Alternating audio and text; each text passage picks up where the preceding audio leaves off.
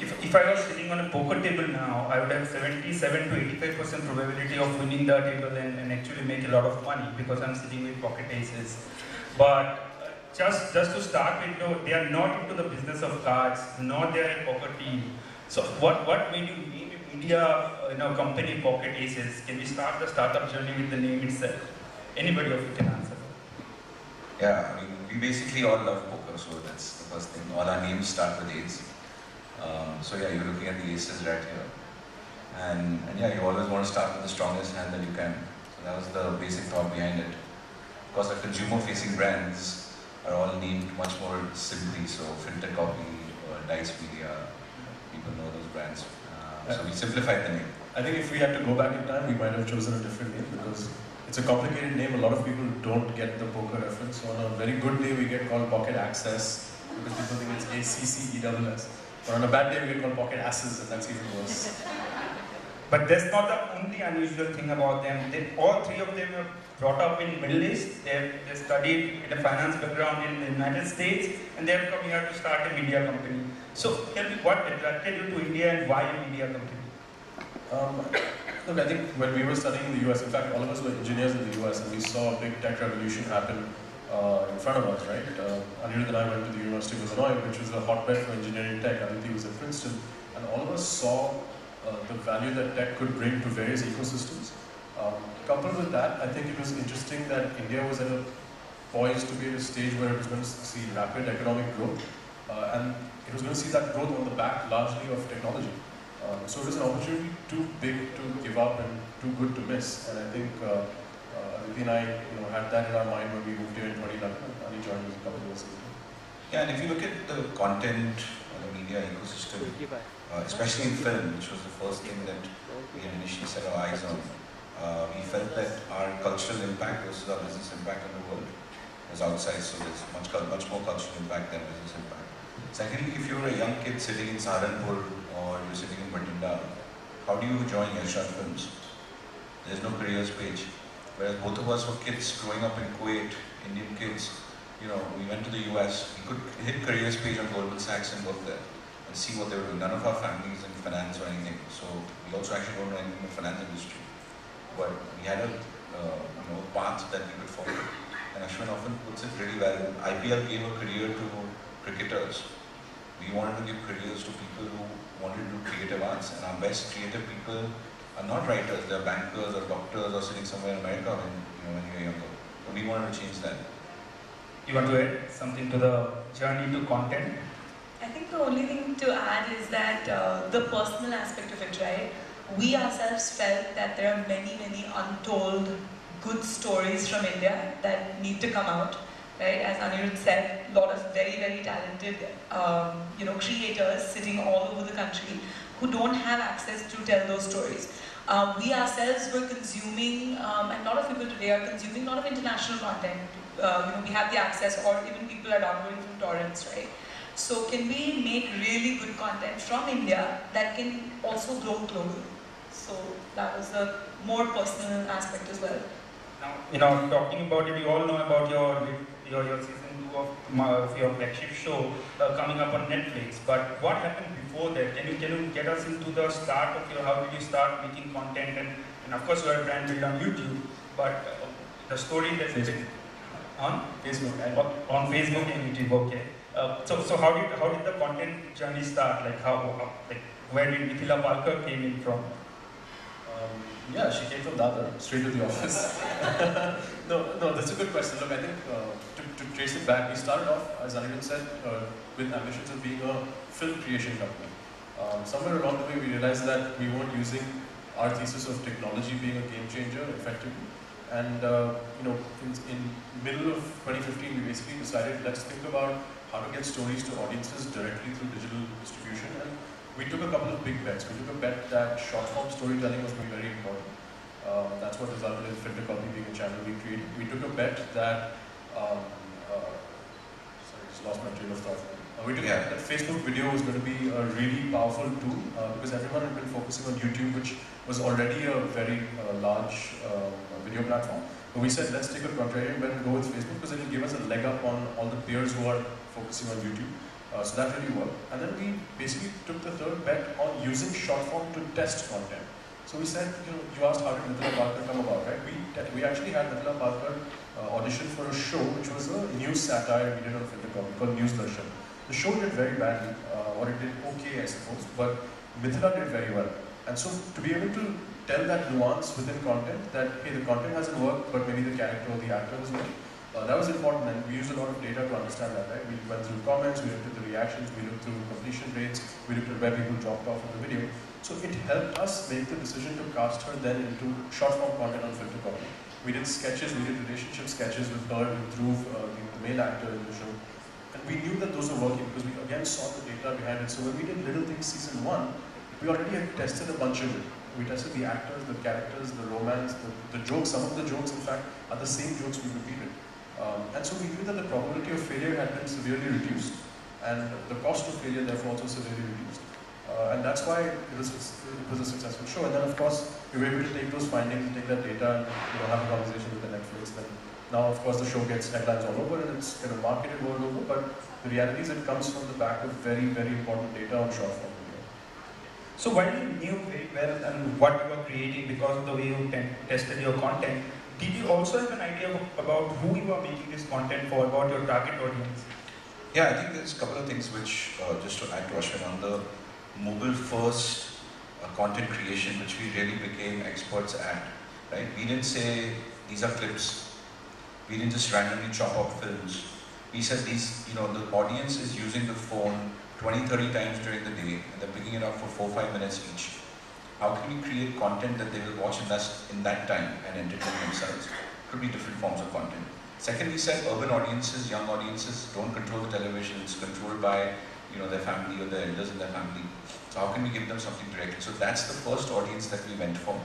And luckily today, like all good media companies, we have almost as many females as males. In fact, some of them we have more female audience than male audiences, and they're way more loyal than male audiences.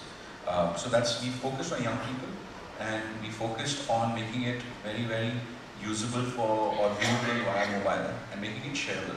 So our distribution costs went very, very low. Versus like if you have to launch a show, any big OTT show, you can now take hoardings and do IPL ads. We didn't have to do any of that for a fraction of cost. We'd send a video and then people would send it to their friends. And so that's how people even abroad have watched our content because they saw it on Facebook or somewhere else. So you have both long form and short form content. Aditi, if you may shed some light on, is it that only short form videos are consumed on the smartphones, or is it that both long form and short form gets consumed on the smartphones? No, I think both short form and long form definitely get consumed on the smartphone. Of course, sometimes you see that long form people are connecting their smartphone to another device, right? But I think data tells us that over 70% of all formats are consumed on the phone. The difference is also in the platforms they get consumed on, right? So very early on, we identified this content thesis of shareability, right? And shareability works really well in like a closed ecosystem like Facebook, for example, right? So you see the short form working very, very well on Facebook. It's very easy to achieve virality because it's a closed network. Anything getting shared on Facebook mostly appears on other people's Facebook feeds.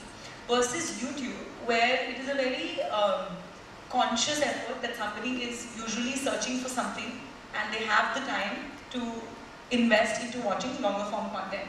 So if you see the web series, that works much better on YouTube. And the retention stats are very, very high.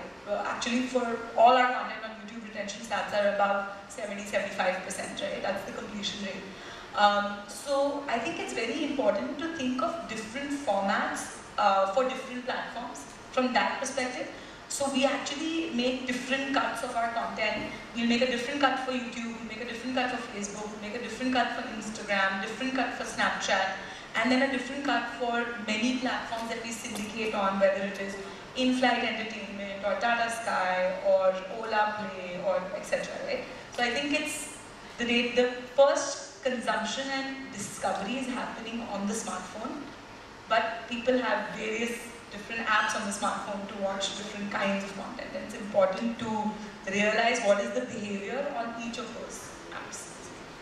So now that your second season of Little Things went up on Netflix.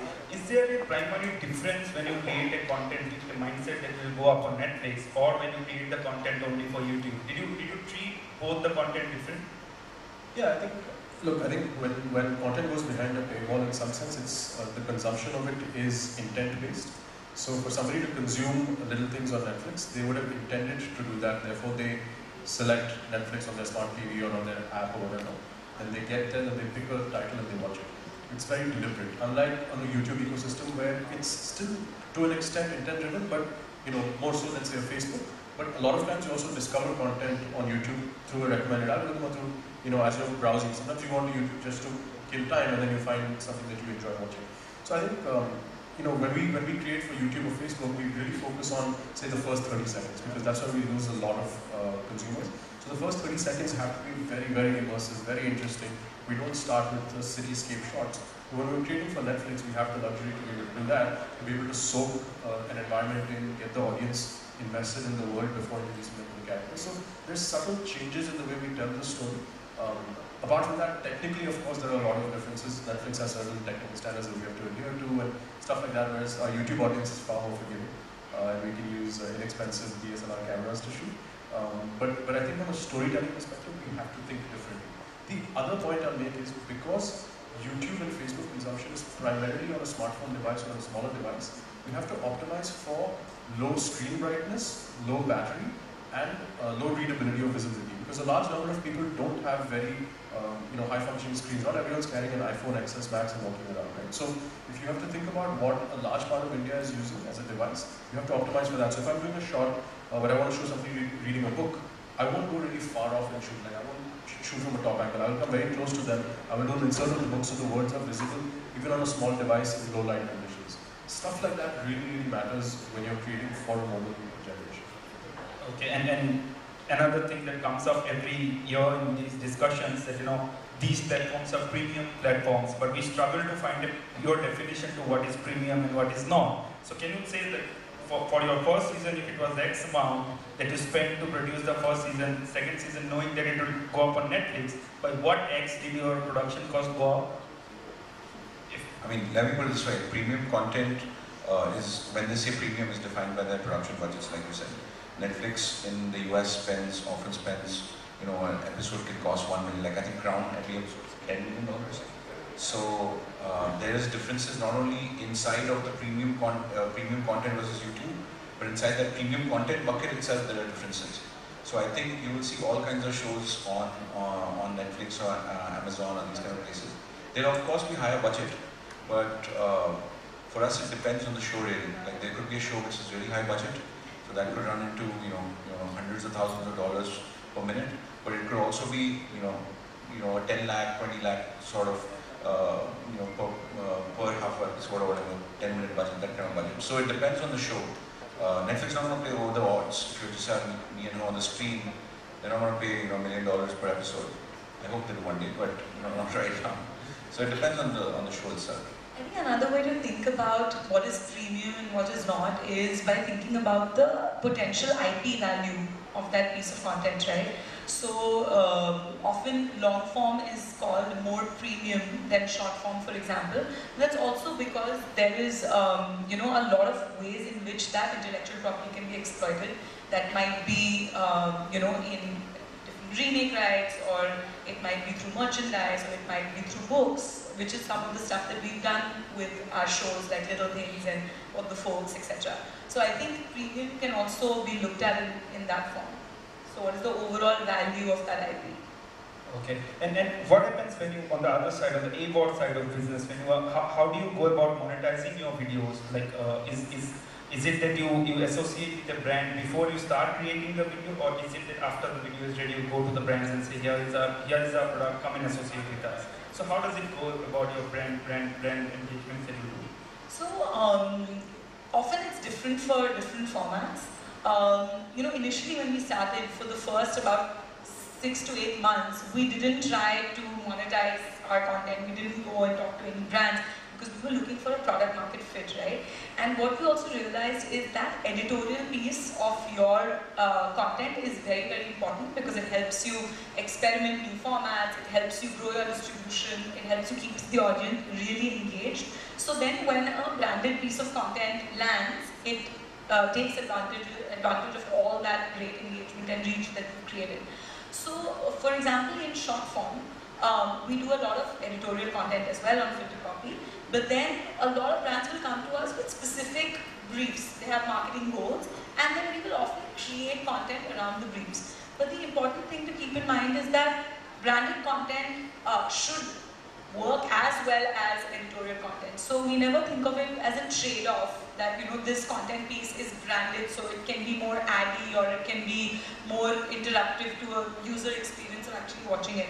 Some of our biggest videos are branded videos, right? These are 30, 40 million completely organic views. So we will write it in right from the get-go. With shows, we usually have concepts in place that we've tested through short forms, right? So we know, for example, that a relationship stories work really well. We know relationship with parents stories work really well. We know, for example, adulting themes work really well. And so we have a concept, but while we are writing itself, we will think about what are the categories of advertisers that fit very well organically and seamlessly into this. If it's added on top, then it can look very, very interactive. Is there a particular category that of advertisers that you see more inclined towards coming or towards associating with concepts like yours? See, we worked with over 85 odd advertisers in the past 3 years, right? And they've been from all categories. So if you look at very large global advertisers like an Amazon or a Google or a Xiaomi, Pepsi, you know, all those kind of guys, Samsung. You look at some large Indian, more conservative advertisers like Britannia or a Marico or a Kotak Mahindra Bank. Or you look at new age advertisers like a Nykaa or a Epigamia, etc. Now, obviously, the new age guys are focusing most of their marketing dollars on digital, right? And so they are easiest for us to, you don't really have to convince them. They are also younger founders, younger CMOs to their audiences. The global guys, again, are a little bit more progressive, so, you know, again, easier to convince them. The hardest are the middle, the large, you know, Indian companies. They are the hardest because they are still spending most of their marketing dollars on TV, print. So they are the ones who the most education is required for.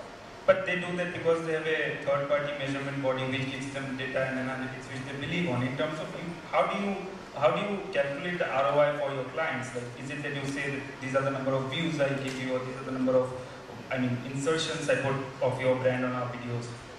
Yeah, just to clarify, the third-party measurement system in traditional media doesn't actually measure ROI. It only measures the output performance. Correct. They calculate the ROI on the basis of. And the same thing is true of digital, right? We have much more granular level stats. So if I'm working with a female-centric brand or a male-centric brand, I can actually break down that ROI from a single number, like a TRP, for example, into, if I have X million views, how many of those exactly were male and female, or, you know, what age group or what city or what mobile device consumption, to which category of affluence. So there is a lot more granularity to the data available on digital, and we use that to our advantage. One of the things we focus on especially is to look beyond just kind of viewership metrics and performance of the content, but really into getting into retention and engagement and actual active consumption versus passive consumption. And there's a step further that we go, right? So given our backgrounds and given the fact that we come from business backgrounds, we understand what it means for a marketer to spend X amount of money and what he's expecting. So everything from brand search traffic to website traffic to if it's an online brand, then, you know, if it's an app brand, then app downloads. But even for very, very offline brands, we work with them to measure brand lift. We work with them to measure even increasing consumption patterns. So, for example, Kurkure is a great example. So we did a web series with Kurkure, and we worked with a third-party analytics company called NEPA to do an entire brand study, and what they saw was that even the consumption of Kurkure was positively affected by the people, you know, the group that had watched the series. So Okay. Actually, we are running out of time, but I can't end this session without the typical startup question. One is how big is the size of your team at this stage, and two is how much fund have you raised so far? We just this month crossed the 100% mark in terms of team size, so we're about 103 or 105 people across largely 2 offices, but we have a small Delhi team as well with 2 new members who joined this week. We have about 30 odd people in Bangalore and the rest in Delhi. In terms of funding, we've raised roughly about $5 million so far in our history. The first of it came from an angel round with a family office based in Singapore called Suresh Ventures. And then the second one was reported a couple of years back, which was led by Sequoia Capital and has a bunch of very prominent Indian investors from the Infosys ecosystem, Mohandas Pai, Axon Ventures with Shibula and Crystal Mission, as well as media investors from the US called Northbase in India. Last question, what is the biggest challenge for you at this stage? Yes, actually, I just wanted to add to his answer and actually that's well into your question, which is that of the 100 odd people, let's say 110, 115 people who worked with us in the last 4 years, we've only lost 5-10 people, who left the company. So if you look at the churn rate for a company, usually it's anywhere in 10 to 20% per year. Here it's less than 10% over 4 years. And I think that's the challenge we constantly ask ourselves, is how do we ensure that our culture scales? How do we not lose the speed at which we do things? How do we not lose the consistency and the boldness of thought? How do we keep coming up with solutions which are clumsy? One of the things he talked about, shooting with DSLR, we shoot with phones all the time, right? Of course, we know how to shoot on a big camera for Netflix also, but that's easy. That's like saying, everyone loves a 5-star hotel, but only few people then can operate in really tough, arduous circumstances. And that's what we do, and that's how we find the next thing that will work well. So yeah, I think having that culture and retaining that is really, really what we focus a lot on as the founders now. Thank you very much. It was a lovely chat, and I think we're just out of time now. Thanks a lot. This is the first time the 3 of us have done a panel together, so thank you very much for Thank having you. us. Thank you guys. Thank you very much. A small memento on our side.